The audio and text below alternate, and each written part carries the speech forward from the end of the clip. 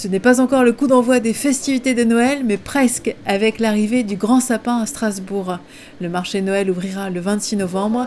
En attendant, la levée du Grand Sapin est un événement qui attire. Certains sont venus tôt ce matin, dès 7h30.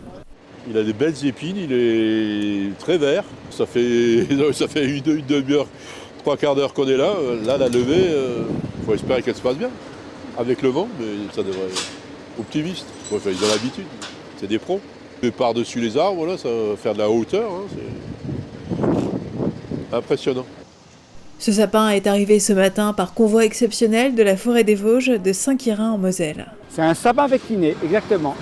C'est un arbre qui fait 30 mètres 50 pour être précis, et qui fait 7,5 tonnes et surtout qui a un diamètre de 80 cm à la patte.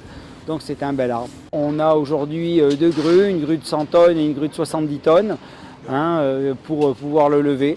Donc là on va lever l'arbre, on va le remettre à la verticale.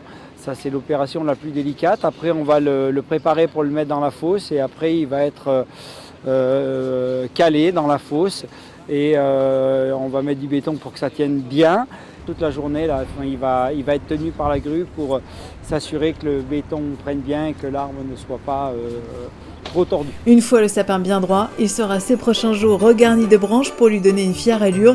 Il sera décoré cette année sur le thème de la couronne avec 300 boules rouges, des étoiles et des flocons lumineux, pas moins de 700 décorations.